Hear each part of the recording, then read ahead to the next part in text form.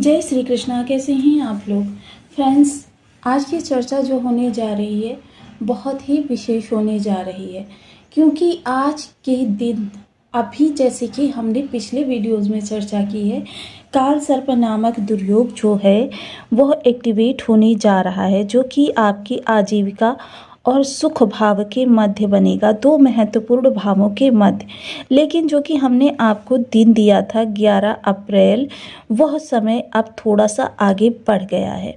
किस कारण से आगे बढ़ा है और इस दौरान, क्योंकि अभी 8 दिन आपके लिए ऐसे रहने वाले हैं जब यह काल सर्प नामक दुर्योग आपके लिए प्रभावी नहीं होगा। यह किस कारण से रहेगा इसके बारे में भी चर्चा करेंगे।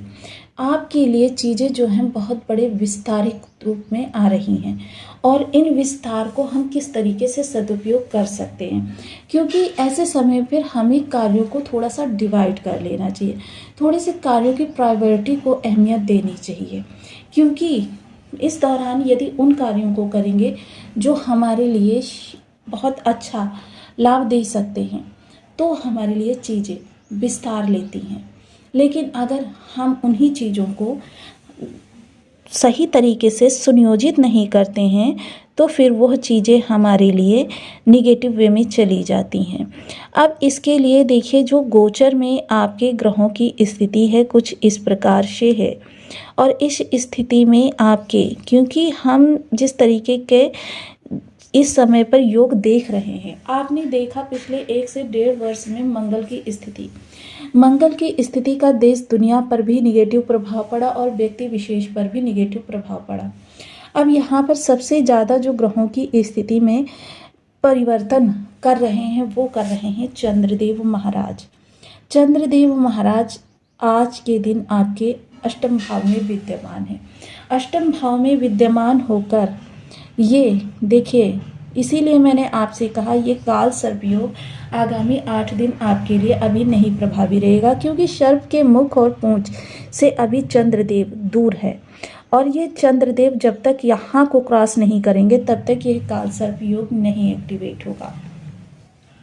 अब चंद्रदेव की स्थिति को देखते हैं। देखिए, इन्होंने जहाँ ये आपके धन भाव में गज केसरी राजयोग बनाया है, वहीं शुक्र के साथ नवम पंचम भी बनाया हुआ है।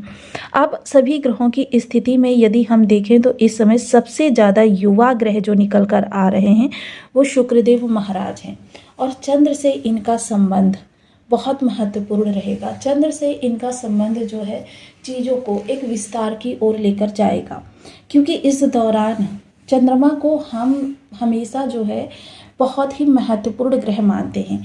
जितने समय चक्र को आपके शनि देव 30 वर्ष में पूरा करते हैं, उतना समय चक्र चंद्रमा मात्र 28 दिन में पूरा कर लेते हैं।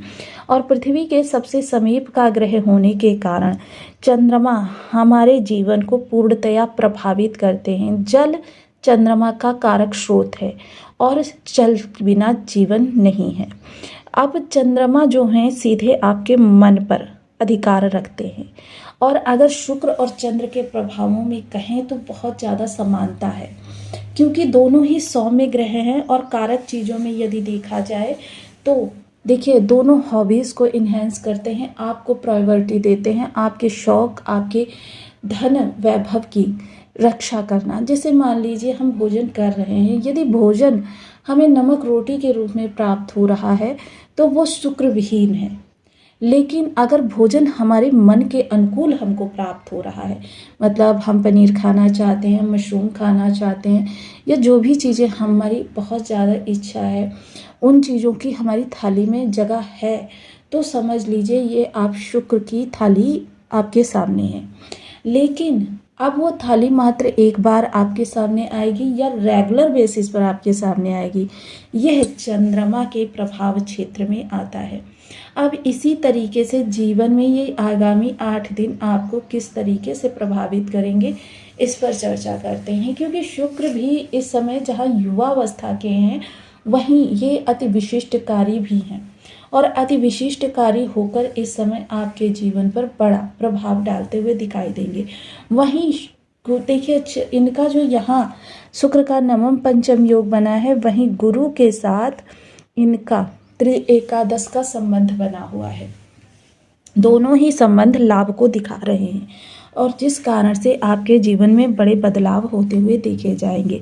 यदि आपकी लग्न में 2 नंबर बना हुआ है तो ये राशिफल आपके लिए है। यदि कुंडली में कहीं भी चंद्रमा के साथ 2 नंबर बना हुआ है तो ये राशिफल आपके लिए है। कुंडली ना होने की स्थिति में आप इसे नाम राशि से भी देख सकते हैं। यदि अभी तक आपने अपने इस चैनल को सब्सक्राइब नहीं किया है तो प्लीज़ सब्सक्राइब कर लीजिए, वीडियो को लाइक कर दीजिए, चैनल को शेयर कर दीजिए। इससे होगा क्या कि हमारे आने वाले हर वीडियो की नोटिफिकेशन मिल सकेगी आपको सबसे पहले। एक प्यारा सा कमेंट करना बिल्कुल ना भूलें। कमेंट से हमें बहुत मोटिवेशन मिलता है, हौसला मिलता है और ये पता चलता है कि आप और क्या जानना चाहते हैं। काफ़ी महत्वपूर्ण स्थितियाँ इस समय पर आपके सामने निकल कर आने वाली हैं। ये देखिए, क्योंकि इस दौरान शुक्र जो है बहुत ही विशेष ग्रह बनेंगे। सबसे पहले शुक्र इस दौरान किन किन भावों को, आपकी लग्न को, आपके षष्ठ को और चंद्रमा के प्रभाव से आपके कर्म को, और इसके साथ ही देखिए जो प्रभाव गुरु के, वो इन सभी ग्रहों को और इस भाव को। तो इस दौरान देखिए आपको अपने कार्य से संबंधित कोई फेरबदल करने हैं, कोई महत्वपूर्ण बदलाव करना है या महत्वपूर्ण निर्णय लेना है, किसी व्यक्ति विशेष से प्रथम बार मिलना है या उससे रिलेशंस बहुत अच्छे बनाने हैं या आपको शासन प्रशासन से कोई कार्य निकलवाना है, इस दौरान आप कर सकते हैं। लाभ से जुड़ी हुई जो स्थितियां हैं उनके लिए आप शुरुआत के देखिए जो भी कार्य करना चाहते हैं वो इस दौरान प्रारंभ कर सकते हैं। लाभ से जुड़े हुए कार्य जैसे किसी कार्य की शुरुआत या आप अपने घर का रिनोवेशन कराना चाहते हैं, घर में लग्जरियस चीज़ें लेकर आना चाहते हैं या ब्रांडेड कपड़े वगैरह खरीदना चाहते हैं तो ये 8 दिन आपके लिए बहुत ही ज़्यादा महत्वपूर्ण रहने वाले हैं।